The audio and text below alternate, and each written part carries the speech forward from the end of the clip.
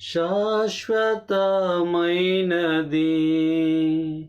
నీవు నాయడ చూపిన కృప, అనుక్షణము నన్ను కను పాపవలే కాచిన కృప,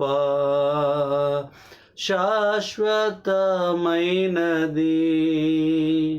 నీవు నాయడ చూపిన కృప. దేవుని వాక్యంలోకి వెళ్దాం ప్రియులారా. భద్రం గురించి అని అంటే క్రీస్తులో భద్రం, మనం భద్రంగా ఉండాలనేటటువంటి అంశం ద్వారా మరి కొన్ని విషయాలను మనం ఆలోచన చేద్దాం ప్రియులారా. సామెతలు 3వ అధ్యాయము 21వ వచనాన్ని చూద్దాం. సామెతలు 3:21. నా కుమారుడా, లెస్సైన జ్ఞానమును వివేచనను భద్రము చేసుకొనుము, వాటిని నీ కన్నుల ఎదుట నుండి తొలగిపోనీయకుము. అవి నీకు జీవముగాను నీ మెడకు అలంకారంగాను ఉండును. లేఖనమందు మనం ఆలోచన చేసినప్పుడు 21వ వచనాన్ని, నా కుమారుడా, లెస్సైన జ్ఞానమును వివేచనను భద్రము చేసుకొనుము. ఈ లేఖనమందు తెలియపరచబడేటటువంటి విషయం ఏమిటంటే జ్ఞానాన్ని భద్రం చేసుకోమని చెప్పి మరి సామెతల్లో చెప్పబడుతూ ఉంటున్నది. అంటే ఎక్కువగా జ్ఞానాన్ని మీరు సంపాదించుకోమని చెప్పి దేవుని వాక్యము సెలవిస్తుంది. ఎక్కువగా సంపాదించుకోమని చెప్పి, అంటే లెస్ అయిన జ్ఞానాన్ని సంపాదించుకోమని. ఎందుకు అని అంటే వివేచన భద్రము చేసుకొనుము, వాటిని నీ కన్నుల ఎదుట నుండి తొలగిపోనీయకుము. 22, అవి నీకు జీవముగాను నీ మెడకు అలంకారంగాను ఉండు. అప్పుడు నీ మార్గమున నీవు సురక్షితంగా నడిచేదవు, నీ పాదము ఎప్పుడూ తొట్టిల్లదు. ఎందుకు ఈ మాటలు మనం జ్ఞాపకం చేసుకుంటున్నామని అంటే క్రీస్తులో భద్రత ఉన్నది. క్రీస్తును దాటి, క్రీస్తును కాదని పోయినటువంటి జీవితాలను ఈ లోకంలో చాలామందిని మనం చూస్తూ ఉంటున్నాం. మన ఆలోచనలు మన ఉద్దేశాలు కావు, కానీ దేవుని చిత్తం మాత్రమే మన పట్ల జరగాలనేటటువంటిది దేవుని వాక్యం మనకు సెలవివ్వబడుతూ ఉన్నది. ఎందుకు అంటే మరి 23వ వచనం వరకు మనం చూసినప్పుడు, అప్పుడు నీ మార్గమున నీవు సురక్షితంగా నడిచేదవు, నీ పాదం ఎప్పుడునూ తొట్టిల్లదు. ఎప్పుడైతే జ్ఞానంతో భద్రంగా ఉంటామో అప్పుడు మరి సురక్షితంగా ఉంటాము. మరి లెస్ అయినటువంటి జ్ఞానాన్ని దేవుడు కోరుకుంటున్నాడు. 4వ అధ్యాయము 21వ వచనాన్ని చూద్దాం ప్రియులారా. నీ కన్నుల ఎదుట నుండి, సామెతలు 4:21, నీ కన్నుల ఎదుట నుండి వాటిని తొలగిపోనీయకుము, నీ హృదయమందు వాటిని భద్రము చేసుకునుము. దొరికిన వారికి అవి జీవమును, వారి సర్వ శరీరమునకు ఆరోగ్యమును ఇచ్చును. మరి నీ కన్నుల ఎదుట నుండి వాటిని తొలగిపోనీయకు. 20వ వచనం, నా కుమారుడా, నా మాటలను ఆలకింపుము, నా వాక్యములను నీవు చెవియొగ్గుము. 21, నీ కన్నుల ఎదుట నుండి వాటిని తొలగిపోనీయకుము, నీ హృదయం మందు వాటిని భద్రము చేసుకొనుము. మనము మన హృదయమందు భద్రము చేసుకునేటటువంటి వారిగా ఉండాలి. దేవుని వాక్యాన్ని, మన కొరకు మరణించినటువంటి క్రీస్తు ఎందు నిమిత్తం మరణించాడు, ఎందుకొరకు ఆయన అవమానపడ్డాడు, ఎందుకొరకు ముఖం మీద ఉమ్మి వేసుకున్నాడు. అనేకులు బల్లెంతో పొడిచినప్పటికీ, మరి చీటీలు వేసి తన మీద ఉన్నటువంటి వస్త్రాలు తీసివేసుకున్నప్పటికీ, మేకులు కాళ్ళకు చేతులకు కొట్టినప్పటికీ, అపహాసించినప్పటికీ ఎందుకు ఆయన మౌనిగా ఉన్నాడు? తండ్రి, నీ చిత్తమైతే ఈ గిన్నె నా యొద్ద నుండి తొలగింపనీయుడి అని చెప్పి సెలవిచ్చి ఉంటున్నాడు. మరి మనము జ్ఞానం అనేటటువంటిది భద్రం చేసుకోవాలి అని అంటే మరి దేవుని జ్ఞానము భద్రం చేసుకోవాలి. మానవుల జ్ఞానము అనేకులకు ఉంటుంది, కానీ దేవుని జ్ఞానాన్ని మనం భద్రం చేసుకోవాలి. మరి మత్తయి సువార్తను మనం ఆలోచన చేద్దాం. 27వ అధ్యాయం, మత్తయి సువార్త 27వ అధ్యాయము 62 నుంచి 66 వరకు మనం చూద్దాం. మత్తయి సువార్త 27 62 నుంచి మనం చూద్దాం ప్రియులారా.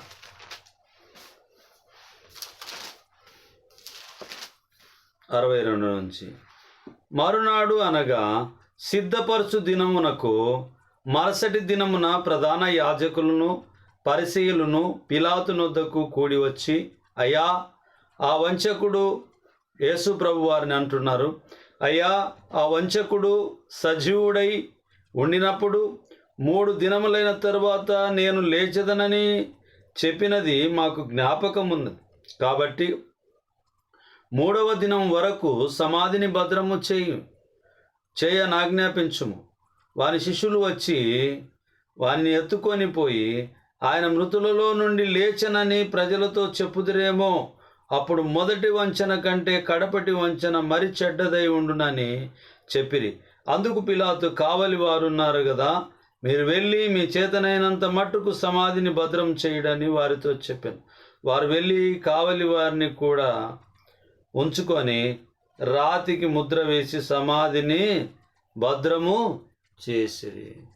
చూడు, సమాధిని మూసిన రాయి దొరలింపబడెను, అందు వేసిన ముద్ర కావలి నిలిచిన దైవస్తుతుని ముందు. గీతం గీతం జయ జయ గీతం, జై కొట్టి పాడేదము. చూడండి ప్రియమైనటువంటి వాళ్ళారా, యేసు ప్రభు వారు చెప్పినటువంటి మాటను గుర్తు చేస్తున్నారు.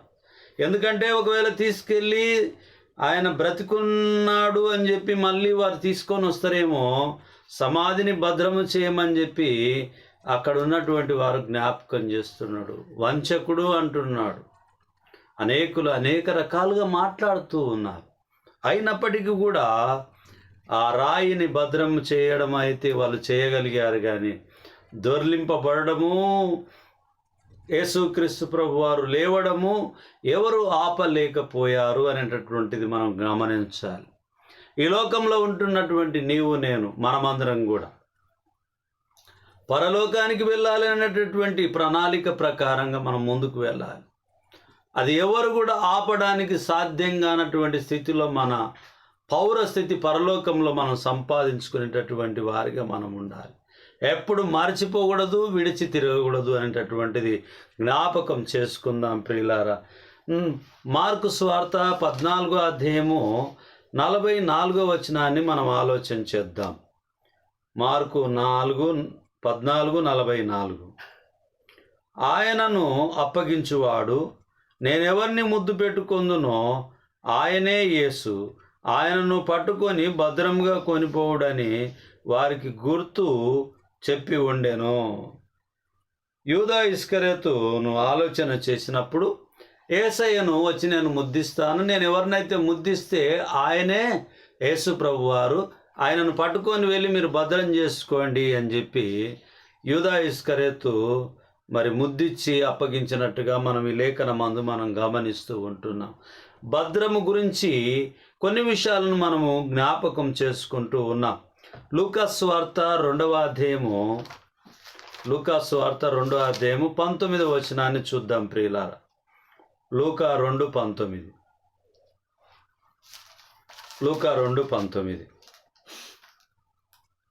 అయితే మరియు ఆ మాటలన్నీయు తన హృదయంలో తలపోసుకొనొచ్చు భద్రము చేసుకునేను.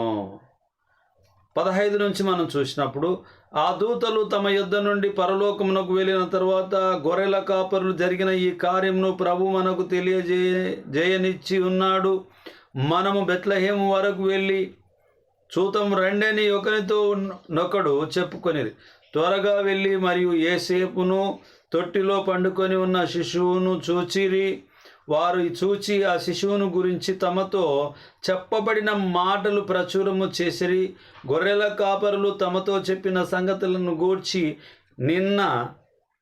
విన్న వారందరూ మిక్కిలి ఆశ్చర్యపడిరి. అయితే మరియు ఆ మాటలన్నీ తమ హృదయంలో తలపోసుకొనుచు భద్రము చేసుకొనెను. అంతటా గొర్రెల కాపరులు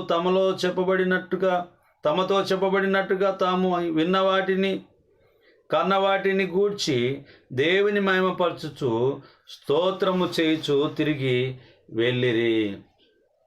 ప్రవచనాలు చెప్పబడినట్టుగా యేసుక్రీస్తు ప్రభువారు పలానా స్థలంలో పలానా గ్రామంలో జన్మిస్తారని చెప్పినటువంటి మాటలు నెరవేర్పు జరిగింది. అక్కడ చూసినటువంటి వారు ఆనందభరితులై ఉన్నట్టుగా మనం జ్ఞాపకం చేసుకుంటున్నాం. విన్నవాటిని కన్నవాటిని ప్రచురం చేశారు అనేటటువంటిది ఈ లేఖనం అందు మనం గమనిస్తాం. వారి హృదయంలో భద్రం చేసుకున్నట్టుగా మనం చూస్తూ ఉంటున్నాం ప్రియులారా. కాబట్టి మన జీవితంలో ఈ ప్రపంచంలో ఎన్నెన్నో ఉనింటవి. మనకు తెలియని విషయాలు లక్షల్లో కోట్లల్లో ఉండొచ్చు, ఎన్నో విషయాలు ఉండొచ్చు. అవి తెలిసినా తెలియకపోయినా ఇబ్బంది లేదు. కానీ క్రీస్తును గురించి, పరిశుద్ధ గ్రంథంను గురించి, ఆదికాండం మొదలుకొని ప్రకటన గ్రంథం వరకు కనీసము మనకు చెప్పబడేటటువంటి వాక్యాలు, మనం చదవబడేటటువంటి వాక్యాలు మన జీవితం ఉన్నంత వరకు మనకు జ్ఞాపకంలో ఉండడము శ్రేయస్కరము. మన హృదయంలో భద్రం చేసుకోవడం చాలా ప్రాముఖ్యమై ఉన్నదని చెప్పి దేవుని వాక్యము మనతో తెలియపరచబడుతూ ఉంటున్నది అనేటటువంటిది జ్ఞాపకం ఉంచుకోవాలి. మరి 5వ అధ్యాయాన్ని చూద్దాం ప్రియులారా. లూకాసు వార్త 5వ అధ్యాయం 1వ వచనాన్ని చూద్దాం. జనసమూహము దేవుని వాక్యం వినుచు ఆయన మీద పడుచుండగా ఆయన గెన్నేసరేతు సరస్సు తీరమున నిలిచి ఆ సరస్సు తీరమునున్న 2 దోణెలను చూచెను. జాలర్లు వాటిలో నుండి దిగి తమ వలలు కడుగుచుండిరి. ఆయన ఆ దోణెలో సీమోనుదైన యొక్క దోణి ఎక్కి దరి నుండి కొంచెం త్రోయమని అతన్ని అడిగి కూర్చుండి దోణెలో నుండి జనసమూహములకు బోధించుచుండెను. ఆయన బోధించుట చాలించిన తర్వాత, నీవు దోణెను లోతునకు నడిపించి చేపలు పట్టుటకు మీ వలలు వేయడని సీమోనుతో చెప్పగా, సీమోను ఏలినవాడా, రాత్రంతయు మేము ప్రయాసపడితిని గాని మాకేమీ దొరకలేదు. అయినను నీ మాట చొప్పున వలలు వేతునని ఆయనతో చెప్పెను. రాత్రంతయు శ్రమ పడినా రాలేదు ప్రభు జయము. రహదారులు వెదకినను రాదాయను ప్రతిఫలము. రాత్రంతా కూడా ప్రయాసపడ్డారు, కానీ ఇక్కడ ఫలితం ఏమి కూడా కనిపించలేదు. కానీ దేవుని మాటను ఎప్పుడైతే మనం వింటామో, దేవుని చిత్తం ఎప్పుడైతే మనం గ్రహిస్తామో, అప్పుడు మనకు ఫలితం వస్తుంది అనేటటువంటిది జ్ఞాపకం ఉంచుకోవాలి ప్రియులారా. మన జీవితంలో క్రీస్తును మాదిరికరంగా, మనకు ఆదర్శప్రాయంగా మనం క్రీస్తును మనం భద్రం చేసుకునే వారిగా ఉండాలి. 15వ వచనాన్ని చూద్దాం. 5:15. అయితే ఆయనను గూర్చిన సమాచారం మరి ఎక్కువగా వ్యాపించెను. బహుజన సమూహములు ఆయన మాట వినుటకు తమ రోగములను కుదుర్చుకునుటకును కూడి వచ్చుచుండెను. ఆయన ప్రార్థన చేయుటకు అరణ్యంలోకి వెళ్ళుచుండెను. చూడండి ప్రియమైనటువంటి వాళ్ళ, యేసయ్య దేవాది దేవుని కుమారుడై ఉంటున్నాడు. లోకానికి పంపించబడినటువంటి వాడై ఉంటున్నాడు. సర్వాధికారి అయి ఉంటున్నాడు. వెలుగై ఉంటున్నాడు. అనేకమైన బిరుదులు, నామములు, పేరులు కలిగినటువంటి పరిశుద్ధాత్మ చేత జన్మించినటువంటి క్రీస్తు అయి ఉంటున్నాడు. అయినప్పటికీ దేవుని వాక్యాన్ని ప్రకటించడానికి బోధిస్తూనే ఉంటూ ఉన్నాడు అనేటటువంటిది ఈ లేఖనమందు మనం గమనిస్తూ ఉంటున్నాం ప్రియులారా. ఎందుకు అనంటే మానవాళి జీవితంలో అతి ప్రాముఖ్యమైనది ఏమిటనంటే దేవుని వాక్యాన్ని మనం భద్రం చేసుకోవడమే చాలా ప్రాముఖ్యమై ఉంటున్నది అనేటటువంటిది మనం జ్ఞాపకం ఉంచుకోవాలి. యోహాను సువార్త 17వ అధ్యాయము 12వ వచనాన్ని చూద్దాం ప్రియులారా. యోహాను 17:12. నేను వారి యొద్ద ఉండగా నీవు నాకు అనుగ్రహించిన వారిని నీ నామమందు కాపాడితిని, నేను వారిని భద్రపరిచితిని గనక లేఖనము నెరవేరినట్లు నాశనపుత్రుడు తప్ప వారిలో మరి ఎవడునూ నశింపలేదు. చూడండి ప్రియమైనటువంటి వాళ్ళరా, మనల్ని భద్రపరిచినట్టుగా దేవుని వాక్యం మనకు తెలియపరచబడుతుంది. ఎందుకు అనంటే కాపాడితిని, నేను వారిని భద్రపరిచితిని గనుక అని చెప్పి దేవుని వాక్యం మనకు తెలియపరచబడుతూ ఉంటున్నది. ఎందుకనంటే యేసయ్యలో భద్రత ఉంది అనేటటువంటిది మనం గమనించాలి. అపోస్తల కార్యం 16వ అధ్యాయము 23వ వచనాన్ని చూద్దాం. అపోస్తల కార్యము 16:23వ వచనాన్ని చూద్దాం. వారు చాలా దెబ్బలు కొట్టి వారిని చెరసాలలో వేసి భద్రముగా కనిపెట్టవలెనని చెరసాల నాయకునికి ఆజ్ఞాపించిరి. అతడు అట్టి ఆజ్ఞను పొంది వారిని లోపలికి చెరసాలలోనికి త్రోసి వారి కాళ్లకు బొండం వేసి బిగించెను. అయితే మధ్యరాత్రి వేళ పౌలును శిలయు దేవునికి ప్రార్థించుచు కీర్తనలు పాడుచుండిరి, ఖైదీలు వినుచుండిరి. అప్పుడు అకస్మాత్తుగా మహాభూకంపము కలిగెను, చెరసాల పునాదులు అదిరెను, వెంటనే తలుపులన్నీ తెరుచుకొనెను, అందరి బంధకములు ఊడెను. సంఘము ప్రార్థించగా, పౌలు శీలలు ప్రార్థించగా చెరసాలలు బ్రద్దాలైనవి. ఎందుకు అనంటే దేవునిలో మనం భద్రముగా, యేసుక్రీస్తు ప్రభువారిలో భద్రతగా మనం ఉన్నప్పుడు ప్రతి కార్యం కూడా గొప్పదిగా మనకు ఉంటుంది ప్రియులారా. 15వ వచనం నుంచి మనము 34వ వచనం వరకు కూడా మనము ఈ లేఖనాన్ని మనం చూసినప్పుడు చాలా విషయాలు, వారు బాధపడుతున్నప్పటికీ, చెరసాల పాలైనప్పటికీ, మరి వారు పట్టి వారిని ఇబ్బంది పెట్టినప్పటికి కూడా వారు భయపడక దేవుని వాక్యాన్ని ప్రకటించేవారిగా, దేవుని ప్రార్థించేవారిగా, దేవునిలో భద్రతను మాత్రం వారు కోల్పోలేదు అనేటటువంటిది పౌలు శీల గురించి మనం సాక్ష్యాన్ని మనం జ్ఞాపకం చేసుకుంటున్నాం ప్రియులారా. మరి కొరింథీయులకు రాసిన 2వ పత్రిక 11వ అధ్యాయము 32వ వచనాన్ని చూద్దాం. 11:32. దమస్కులో అరేతా అను రాజు క్రింద ఉన్న అధిపతి నన్ను పట్టగోరి కావలి ఉంచి దమస్కీల పట్టణమును భద్రము చేసెను. అప్పుడు నేను కిటికీ గుండా గోడ మీద నుండి గంపలో దింపబడి అతని చేతిలో నుండి తప్పించుకొని పోతిని. 31. నేను అబద్ధమాడుట లేదని నిరంతరము స్తుతింపబడుచున్న మన ప్రభువగు యేసు యొక్క తండ్రి అయిన దేవుడు ఎరుగును. ఈ లేఖనమందు మనం ఆలోచన చేసినప్పుడు మరి గొప్ప విషయాలను మనకు పొందుపరచబడి ఉంటూ ఉన్నాయి. ఎందుకు అనంటే దేవుని వాక్యము ఒక పొల్లైనను ఒక సున్నైనను తప్పిపోజాలదు. కాబట్టి నా ప్రియమైనటువంటి సహోదరి సహోదరులారా, ఈ 32వ వచనంలో దమస్కా గురించి చూస్తాము. పౌలుకు సంభవించినటువంటి శ్రమల గురించి మనం చూస్తూ ఉంటున్నాము. సత్యవంతుల 31లో సత్యవంతుల గురించి, దైవ జ్ఞానం గురించి, దేవుని మహిమపరుషుల గురించి, విన్నపము దేవుని సాక్షి అగుట గురించి మనము ఈ 30 నుంచి 32 వరకు మనం చూస్తూ ఉంటున్నాం. కాబట్టి మనము క్రీస్తులో భద్రంగా ఉండాలి. క్రీస్తులో భద్రంగా ఉండడం వల్ల మనం తండ్రితో భద్రంగా ఉంటాం. మరి ఎవడు నా యందు ఉంటే వాడు బహుగా ఫలించును అని సెలవిచ్చి ఉంటున్నారు. క్రీస్తులో మనం భద్రంగా ఉండడం వల్ల అంతకన్నా సురక్షితమైనటువంటి స్థలము మరొకటి భూమి మీద ఎక్కడ కూడా లేదు అనేటటువంటిది మనం జ్ఞాపకం ఉంచుకోవాలి ప్రియులారా. పేతురు 2వ పత్రిక 2వ అధ్యాయము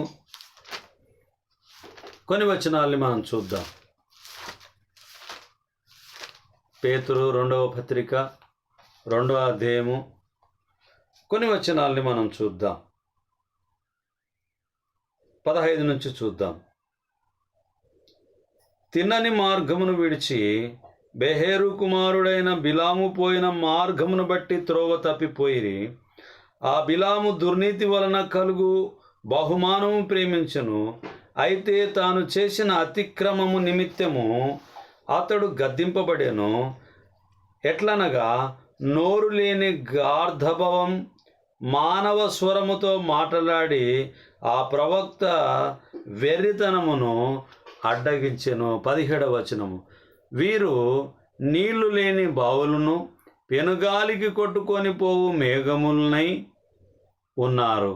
వీరి కొరకు గాఢాంధకారము భద్రము చేయబడి ఉన్నది. ఎవరైతే దేవుని మాటను వినలేకపోతారో, దేవుని మాటను తిరస్కరిస్తారో, వారికి ఏం భద్రం చేయబడి ఉంటున్నది?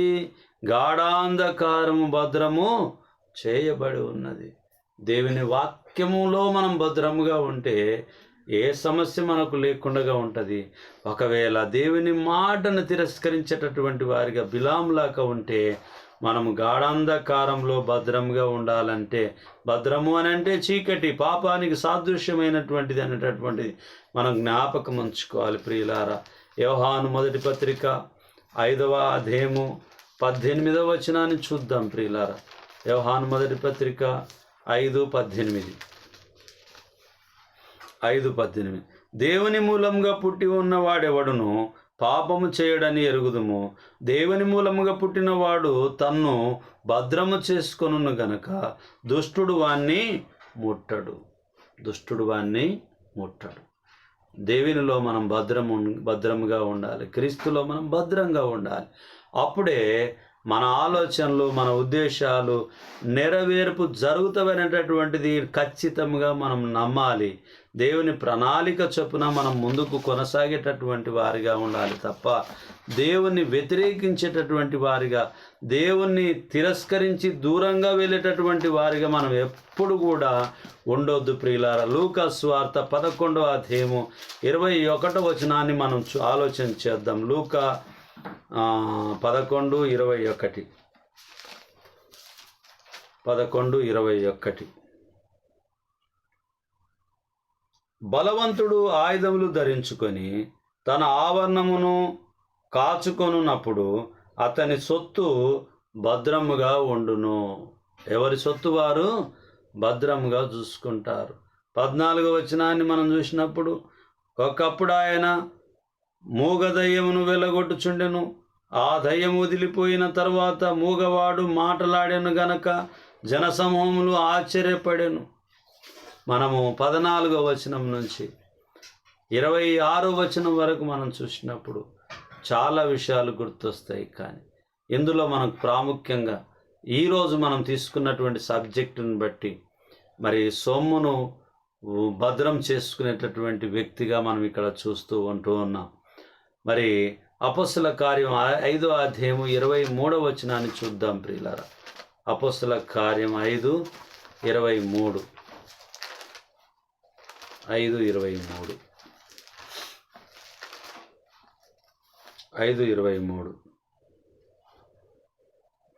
చెరసాల బహుభద్రముగా మూసి ఉండుటయు కావలి వారు తలుపులు ముందర నిలిచి ఉండుటయు చూచితిని గాని తలుపులు తీసినప్పుడు లోపల మరొకడైనను కనబడలేదని వారికి తెలిపిరి.